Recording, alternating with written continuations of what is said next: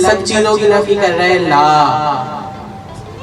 تمہارے پاس جو آ رہا ہے، تمہیں جو پال رہے، جو تم سوچ رہے ہو، اللہ ان سب سے نفی کر رہے ہیں لا الہ. آگے کس چیز کی نفی کر رہے ہیں؟ ہر چیز کی، ہر معبود کی، ہر انسان کی، ہر سوچ کی، کہ وہ سوچتا ہے کہ جو ہے نا سورج آئے تو سورج ہمیں روشنی دے رہا ہے، بادل جو ہے وہ ہمیں فائدہ دے رہا ہے. تو یہ سب چیزوں سے اللہ نفی کر رہا ہے لا الہ.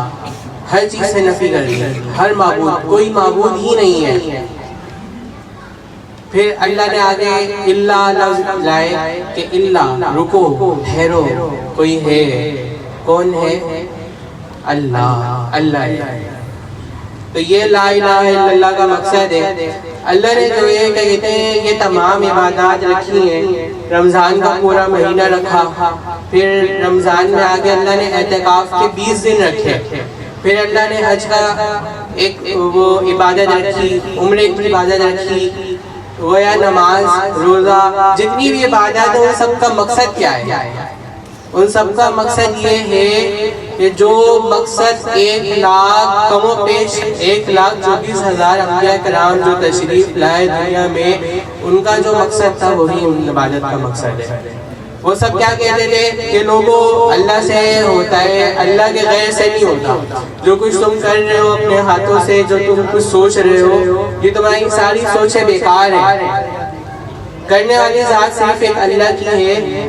اللہ سے وہ بندوں کو اللہ سے ملا دے. ان عبادت کا بھی یہی مقصد ہے. 20 دن اللہ نے اعتکاف کے رکھے. کیوں؟ کہ اللہ بندہ جو ہے وہ اپنے 20 دن تمام معاملات سے ہٹ کر، تمام معاملات کو چھوڑ کر کچھ بھی نہیں کرے، صرف 20 دن آ جائے میرے گھر میں بیٹھے اور صرف میری ہی عبادت کرے، مجھ سے ہی لو لگائے. اللہ نے جو ہے حج کی عبادت رکھی. حج میں کیا ہوتا ہے؟ بندہ نہا تک نہیں سکتا، ہاں، اور احرام کی حالت ہوتی ہے، ایک دم فقیر جیسی حالت ہوئی ہوتی ہے. کیوں؟ تاکہ اس کو احساس ہو اللہ کا، اس کا دل لگے اللہ کی طرف، وہ اللہ کی طرف مائل ہو. تو ہمارا مین مقصد کیا ہونا چاہیے؟ ہمیں اللہ کو اپنا بنانا ہے. ہمیں اللہ کو اپنا بنانا ہے. ہمارا کیا حال ہے؟ ہم عبادتوں میں بھی دوسروں کو شریک کر لیتے ہیں. اللہ نے کیا کہتے ہیں پوری نماز ایک رکھی ہے. کیا؟ پوری ایک بات کرنے کا طریقہ ہے. ہم کہتے ہیں نا اپنے 6 نمبر کر رہے ہوتے، بیان کر رہے ہوتے کہ نماز جو ہے اللہ سے بات کرنے کا ذریعہ ہے. تو ہم کیا بات کرتے ہیں؟ ہم کیا بات کرتے ہیں؟ ہم سوچتے ہیں امام صاحب نے 4 رکعت پڑھائی ہے، 4 منٹ کی ہو، 3 منٹ کی ہو جائے. سب سے چھوٹی جو تراویح ہو رہی ہوتی ہے ہم وہاں پہ جا رہے ہوتے ہیں. تو پھر یہ بات کرنے کا ذریعہ کیسے ہو گئی؟ حضرت علی کرم اللہ وجہہ فرماتے ہیں کہ جب میرا دل کرتا ہے، میرا کیا دل کرتا ہے؟ حضرت علی فرماتے ہیں کہ جب میرا دل کرتا ہے کہ میرا اللہ مجھ سے بات کرے، میرا اللہ مجھ سے بات کرے تو میں قرآن پڑھتا ہوں. کیوں؟ کیونکہ قرآن پاک میں جو کچھ بھی باتیں ہیں، جو کچھ بھی ذکر کیا گیا ہے، کس کے لیے ذکر کیا گیا ہے؟ ہمارے لیے ذکر کیا گیا ہے. اللہ تعالیٰ نے کہا یا ایھا الناس، اے لوگو. تو لوگ کون ہیں؟ ہمیں. یا ایھا الذین آمنو، اے وہ لوگ جو ایمان لے آئے. ایمان والے کون ہیں؟ ہم لوگ ہیں. یا اللہ نے کہا کہ یا عبادی، اے میرے بندے. تو اپنے بندے کہہ کر اللہ نے کس کو مخاطب کیا؟ ہمیں مخاطب کیا.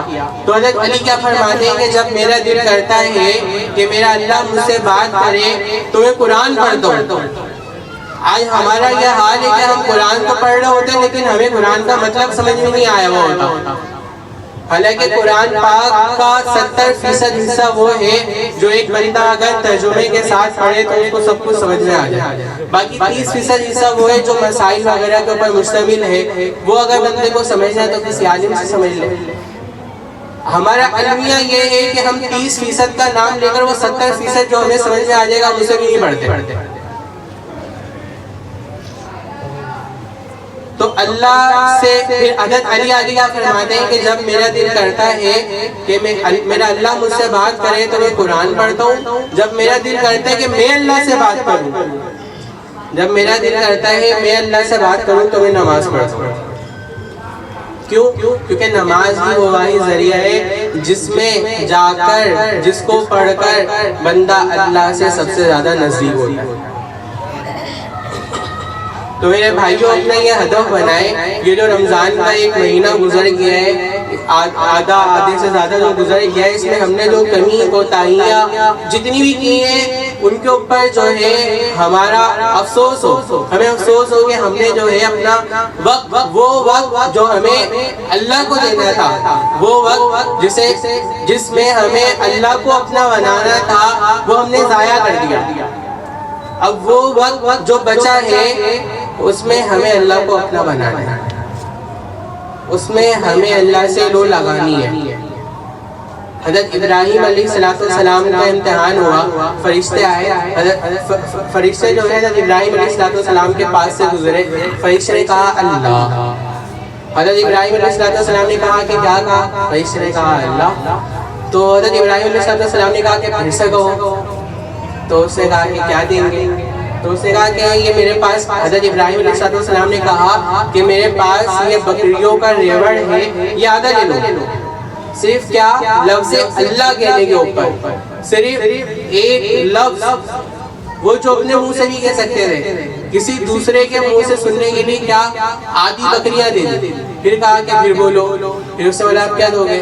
پھر کہا کہ یہ جو آدھی بکریوں کا ریوڑ بچا یہ بھی لے لینا۔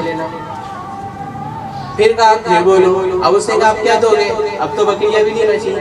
تو حضرت ابراہیم علیہ السلام نے فرمایا کہ بکریاں چرانے کے لیے تمہیں چرواہی کی ضرورت ہوگی، میں تمہارا غلام بننے کے لیے تیار ہوں، صرف ایک مرتبہ بولو اللہ۔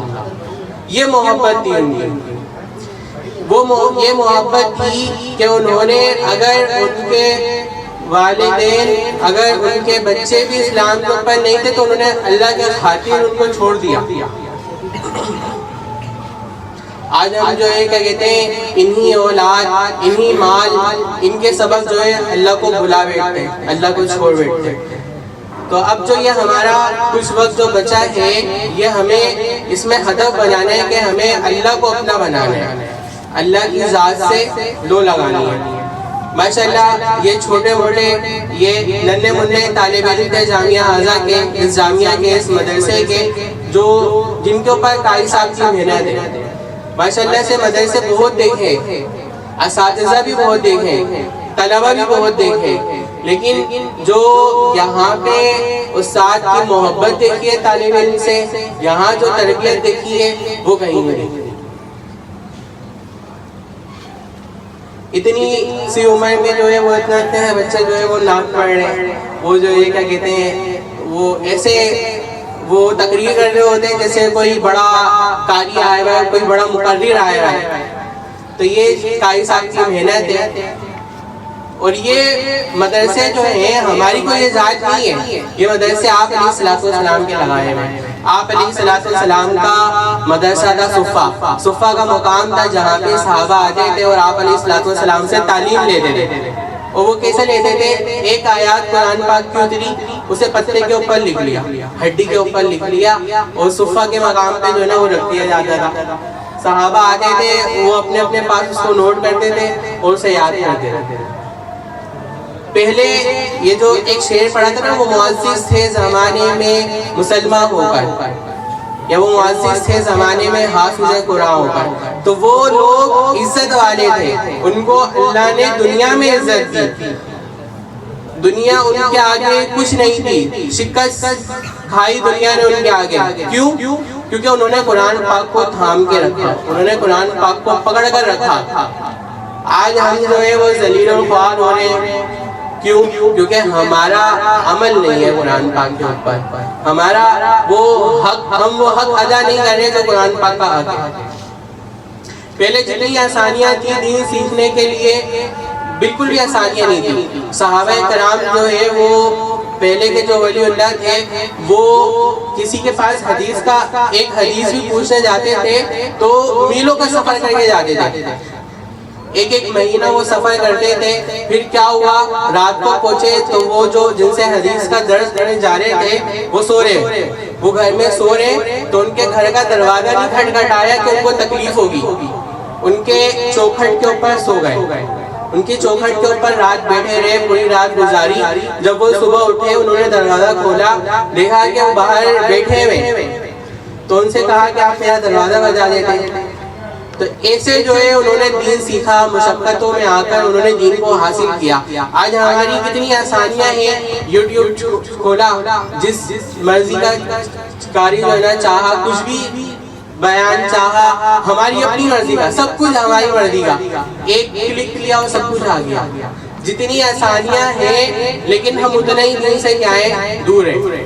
ان میں جتنی مشکلات تھی دین حاصل کرنے میں, وہ اتنا ہی دین کے قریب تھے.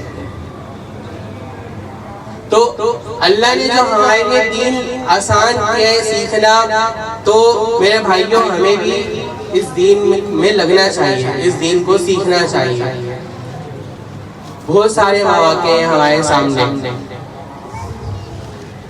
ماشاءاللہ اس سال جو ہے جامعہ میں کافی سارے مقامات پر کافی طلبہ نے جو ہے تراویح پڑھائی ہے. کتنے طلبہ نے تراویح پڑھائی ہے؟